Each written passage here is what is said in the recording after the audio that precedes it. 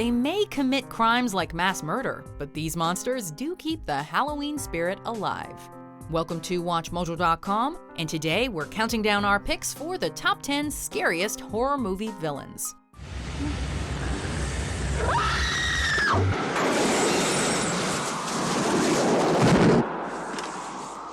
Before we begin, we publish new videos every day, so be sure to subscribe for more great content. For this list, we're taking a look at horror movie baddies that left their bloody marks on the silver screen and continue to plague our nightmares.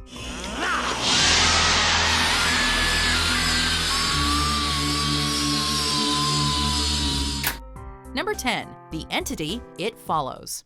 It could look like someone you know, or it could be a stranger in a crowd. Sexual intercourse almost always equals death in horror movies, and It Follows puts a clever spin on this familiar trope.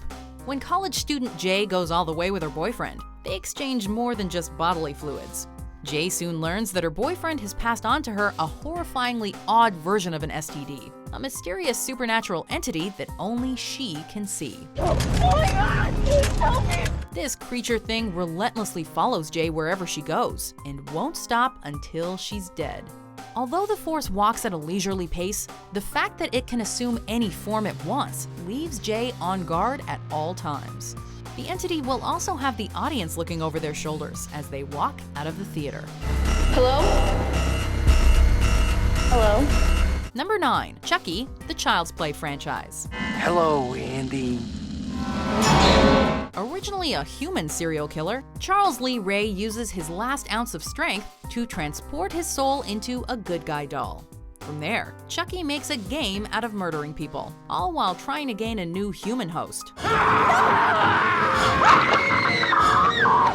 On the one hand, turning a toy doll into a horror movie monster might seem like a silly idea. Then again, we've all come across dolls that just seem off, shedding unintentionally creepy vibes. Amazing, isn't it? Chucky is a possessed plaything that manages to find the right balance of both scary and self-aware. Once you've seen him, you'll never look at a Cabbage Patch Kid the same way again. Number 8. Regan MacNeil, also known as Pazuzu, the Exorcist franchise. When we first meet Regan MacNeil, she's a shy, seemingly normal 12-year-old girl. This makes her transformation all the more jarring, as the demon Pazuzu takes over her body. Where's Regan? In here with us. Between Linda Blair's haunting performance, Mercedes McCambridge's menacing voice, and Dick Smith's ghastly makeup effects, Regan set the standard for sinister little girls in film. You know what she did? Your canting daughter? When The Exorcist came out in 1973, she had audiences screaming in their seats and darting out of the theater. Decades later, Regan still curdles our blood with her spinning head, spider walk, and green vomit. Speaking of which, how many Best Picture nominees can you think of that were actually equipped with barf bags for viewers? The power of Christ compels you! The power of Christ compels you! Number 7. Candyman, the Candyman franchise. Be my victim. From his spine-chilling voice to his dominating demeanor, to the hook that stands in for his hand, Candyman is like something out of a classic campfire story. As far as Helen Lyle's concerned, though, Candyman is nothing more than an urban legend. Tonight our congregation shall witness a new miracle. She has no qualms about saying his name 5 times into a mirror, which will supposedly summon the fiend. As you might expect, she made a huge mistake.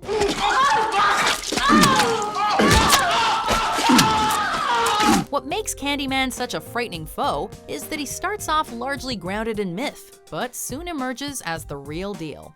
His tragic origins also give him a surprising degree of depth. Torture and racism sent Candyman down a vengeful path. I came for you. Number 6.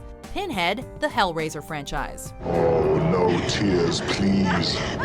It's a waste of good suffering. Ironically, the Cenobite leader isn't on screen for that long in the original Hellraiser. He's not even referred to as Pinhead, a name the makeup crew came up with. Nevertheless, this Hell Priest went on to become this franchise's mascot, and for good reason. His design is one of the most distinctive in the horror genre, looking like a heavy metal punk who got pierced by Satan himself. This isn't for your eyes. What's more, performer Doug Bradley brought an elegance to the role that just wasn't present in most slasher movie villains at the time. Director Clive Barker has cited Count Dracula as a key influence for Pinhead, and he definitely shares a similar chilling je ne sais quoi. We'll tear your soul apart. Number 5. Leatherface, the Texas Chainsaw Massacre franchise.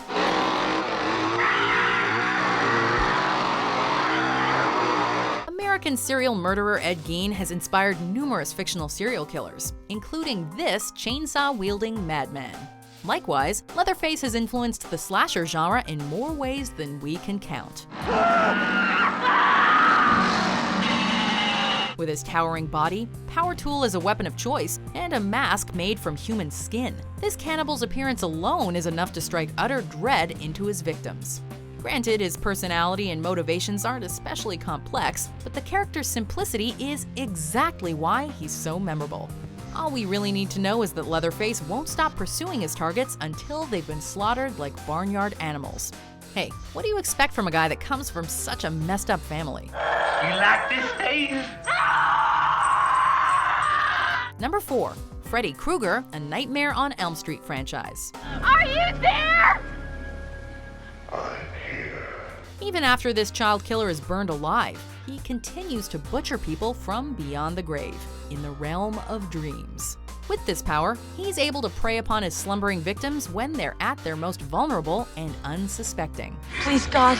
This is God. Whereas some slasher villains hide behind a mask, Freddy isn't afraid to show off his hideous face, along with his clawed glove, striped sweater, and brown fedora.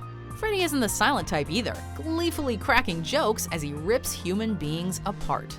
Welcome to prime time, bitch! In addition to having a way with one-liners, Freddy is also one of the most inventive villains in the history of horror, always coming up with fresh and creative ways to dispose of teenagers. Pick a pet for the rugrat, bitch. Number 3. It, also known as Pennywise the Dancing Clown, It. Hiya, Georgie. It's debatable who was the best Pennywise overall, Tim Curry or Bill Skarsgård. While Curry probably scored more laughs, Skarsgård brought the terror to a whole new level, which is what matters most on this list. As the dancing clown that torments the children of Derry, Skarsgård sends a shiver down your spine from the minute Pennywise lures young Georgie into a storm drain. Take it. With an eerie voice and devilish makeup job, he is the stuff that nightmares are made of. Of course, he can also take on a variety of different forms, including a leper and a headless boy. In any case, Pennywise knows how to sink his teeth into kids, literally, and feed off their fears. Number 2. Jason Voorhees, the Friday the 13th franchise.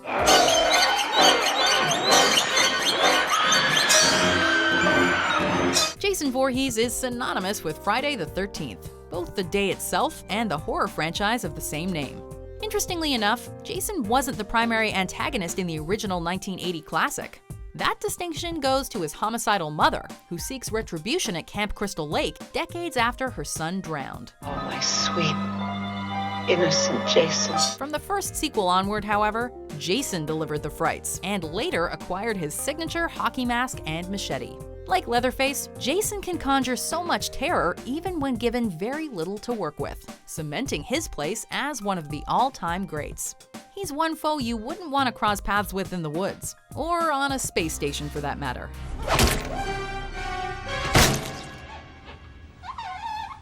Before we unveil our number 1 pick, here are some honorable mentions.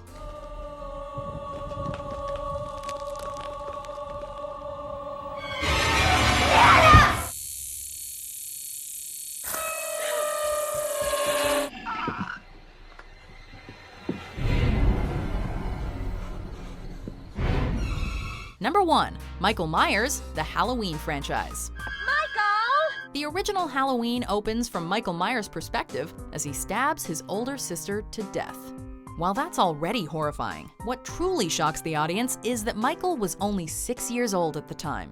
If this troubled soul could commit these atrocities at such a young age, imagine what he could do as an adult. Well, jump ahead about 15 years, and Michael has evolved into the ultimate modern boogeyman. Armed with a knife, Michael is what Norman Bates would be if you took away all of his dialogue and gave him a mask that looked a little bit like William Shatner. And, as proven in 1982's unloved Michael-less Halloween 3 Season of the Witch, the disturbed and seemingly unstoppable killer is what makes this franchise. Oh, please.